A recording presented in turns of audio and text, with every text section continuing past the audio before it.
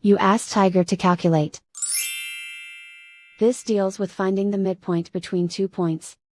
The midpoint between the 2 points is -2.5, -19. Let's solve it step by step. Plot the 2 points and calculate the midpoint using the formula. The coordinates of point 1 are, x1 equals -17, y1 equals -54.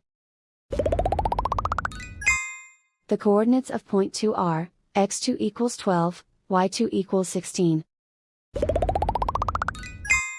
PM represents the midpoint of the 2 points.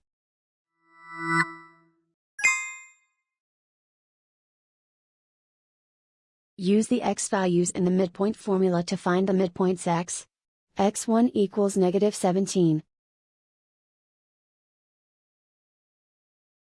x2 equals 12.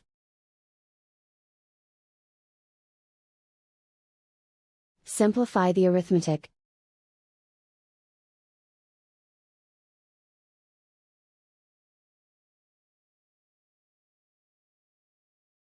Use the y values in the midpoint formula to find the midpoints y. y1 equals -54. y2 equals 16. Simplify the arithmetic.